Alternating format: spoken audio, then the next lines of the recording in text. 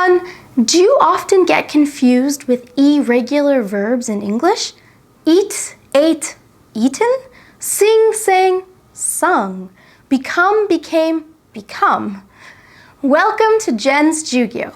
My name is Jen, and today I'm going to help teach you irregular verbs so that you can improve your English. As you know, a verb is an action word, something that someone is doing. In English, most of the time when we talk about actions that have happened in the past, we will use verbs with ed endings. I need to ask a question.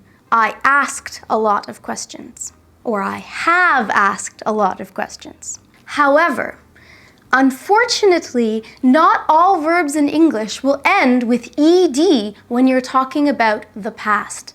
In fact, there are many verbs that don't have ed endings and don't really have any rules or patterns. And these are called irregular verbs in English. They are not regular, irregular. So today, to help you try and remember irregular verbs, I'm going to break them down into 4 basic categories so that you can see how there are some kinds of rules which hopefully will help you to remember the verbs easier when you need them. At the beginning of this video, you might have heard me say sing, sang, sung, eat, ate, eaten. I was listing the verbs in a set of 3. This is very, very useful for you to help you remember irregular verbs. Even if you are just starting to learn English and you're only really able to do simple present and simple past, remembering the past participle of the verb now will help you. The past participle is the 3rd form of the verb that we often use for things such as the present perfect. If I take a look at my favorite verb in the world, which is eat, eat is the simple present. I try to eat healthy foods. Then, in the simple past, I ate some celery.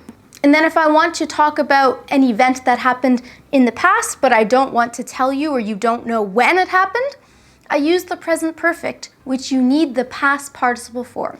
I have eaten some celery. In today's lesson, we're not going to focus on how to make simple present or simple past, but we're just going to focus on how you can remember these irregular verbs in a set of 3, your base verb, simple past form, and past participle form. I mentioned there are 4 main categories, 4 main groups that I'm going to teach you about today to help you with these irregular verbs. Group number 1, you're going to be very happy about.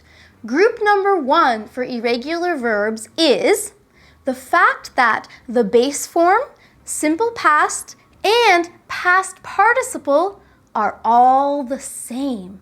The verb doesn't change at all. For example, cut. These scissors cut well. In the simple past, I cut the paper. Past participle, cut. I have cut the paper. Another example where the verbs will all be the same in all 3 tenses is put. I often put on lip gloss. I put on lip gloss 3 times today. I have put on many different types of lip gloss. Quit. Quit, quit, quit. Also, hurt. I hurt my hand. Hurt, hurt, hurt. And why did I hurt my hand? Because I hit the table. Hit, hit, hit. Let. Let, let, let. Read. Read is a little bit tricky because the spelling is exactly the same for all 3 verb tenses, but the pronunciation will change. Okay? I love to read. I read a great book. I have read lots of books. So it's read, read, read. The pronunciation is different with the past participle and simple past compared to the simple present, but the spelling is the same.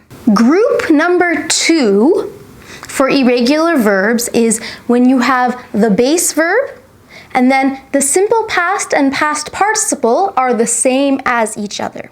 So the base verb is different, but simple past and past participle, they're the same. So this makes it easier to remember because you only have to remember 2 different verb forms. For example, win! Woo! In the simple present, it is win. In the simple past, won. The past participle, won. Win, won, won. I hope I win an award. I won! I have won several awards. Light, lit, lit. Think, thought, thought. I think you should subscribe to Jen's Jyugyou. Sell, sold, sold. The opposite of sell is buy. Buy, bought, bought. And speaking of money, we can also have pay, paid, paid. Several years ago, my friend sent me this card. Send, sent, sent. I really like this card, so I have kept the card. Keep, kept, kept. Catch, caught, caught. Fight, fought, fought. Teach, taught, taught. Make, made, made. From category 1, lost, lost, lost, lost, I lost my keys. And now in category 2, I need to find my keys. I found them, found. So it's find, found, found.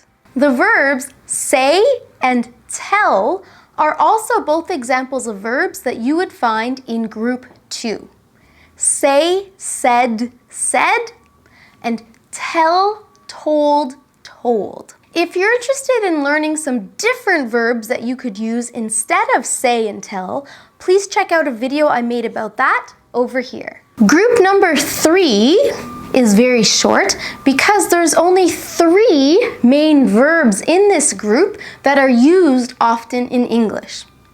Group number 3 is for verbs where the base verb and the past participle are the same as each other, but the simple past is different. So same, different, same again. For example, come, came, come. Or, an activity I really hate to do, run, ran, run. Also, become, became, become. You will become better at English if you keep studying. Some of you have already become better. And now for group 4. Group 4 is when all 3 verb forms are completely different. There's a different word for simple present, simple past, and the past participle. This happens most often with the be verb. The be verb is one of the most used verbs in the English language. So the base form of the verb is be, but you know in the simple present you have am, are, and is. In the simple past you have was or were depending on your subject. And in the past participle you have been. This verb changes more than any other verb in English and seems like it might be the most difficult for people learning. But because it's the most used, you will hear it a lot and hopefully be able to remember this irregular verb. Another very common verb in English is go. The verb go is go, went, gone. And sometimes the past participle of go could also be been. My mother was visiting, but now she has gone. I have been to Japan. Go, went, gone. Another really common verb that is part of category 4 is do. You have do, did, and done. do, did, done. I did well on my test last week, but I still need to do my homework. I haven't done enough yet. Within category 4, I have noticed that there are some verbs that follow a very specific pattern. So remembering this pattern can help you to remember some, not all, but a few irregular verbs. And this pattern is I, A, U. So what I mean by this is the base verb will usually have an I, the simple past will usually have an A, and the past participle will have a U. For example, I'm really thirsty. I want to drink this water. I drank the water. Today I have drunk 500 milliliters of water. So you have drink, drank, drunk, and it follows the pattern of I, A, U. One of my favorite verbs is also an example of this pattern. La la la la la, sing, sang, sung. I, A, U. If I go to the beach, swim, swim, swam, swum. Let's begin, began, begun. Ring, rang, rung. Also within group 4 is the idea of the past participle ending with an N and having an sound at the end of it. For example, eat, ate, eaten. Is the final for the past participle. Eat, ate, eaten. And while I'm eating, bite, bit, bitten. Blow, blew, blown. Drive, drove, driven. I need to take some medicine. Take, took, taken. Wear, wore, worn. Tear, tore, torn. Speak, spoke, spoken. Write, wrote, written.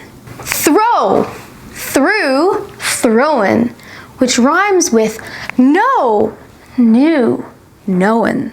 But I forget, forgot, forgotten. I broke it. Break, broke, broken. Grow, grew, grown. Thank you for helping my subscriber numbers to grow. The next one is fall. Fall, fell, fallen. See, saw, seen.